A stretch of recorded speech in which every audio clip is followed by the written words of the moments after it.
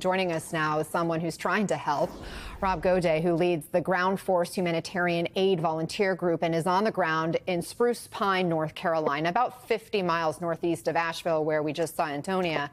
So, Rob, I don't even know where to begin when we think about where we're at a week after Hurricane Helene came through. What are you seeing? What are your biggest challenges? Well, and I'll just start off by saying I'm actually at the EOC meeting here in Spruce Pine right now. Just 10 minutes ago, I heard they're still doing a rescue, and it's been a week. Rescue means there are people still unfound that they believe could be alive. And that's a strong statement. I've never heard anything like that being a week into a disaster. What we're seeing is roads closed.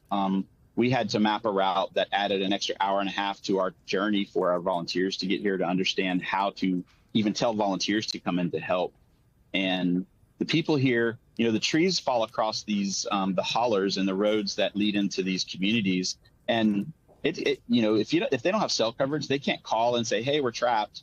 You have to go find them. You have to know where those roads are. And you need local community members that understand those roads. And then you have to cut your way into them. And when there's 100, 200 trees, 300 trees across these roads, it's an incredibly difficult task. Do you have any sense of how many people are in those areas still trapped?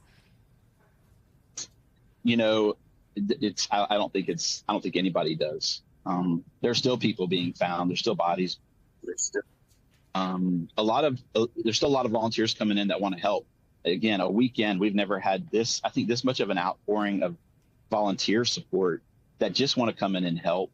And that's really what needs to happen. I can tell you our group has been welcomed.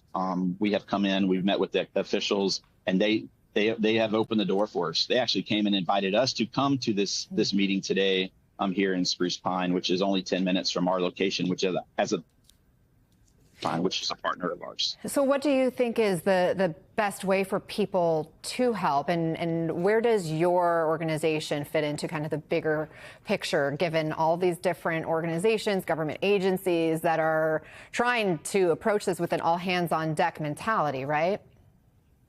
Sure. Disaster response is an industry. There's the commercial side, and then there's the nonprofit side, and we're on the nonprofit side.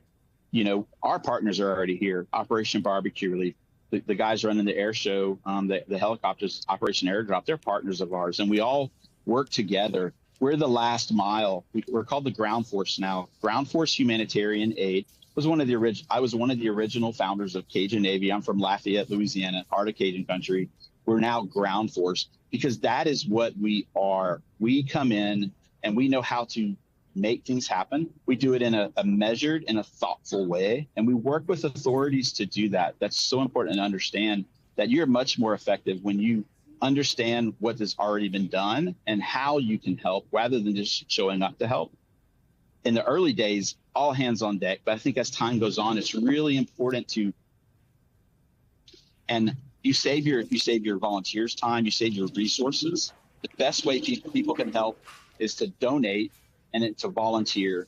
Supplies are coming in by the plane, ship, truck, air helicopter, but volunteer hands are going to be needed for the long term. And really, volunteerism is probably the best thing that can be done. We have a strategy for engaging hundreds of volunteers. And Rob Goday, thank you for what you're doing, and thanks so much for taking the time with us this morning.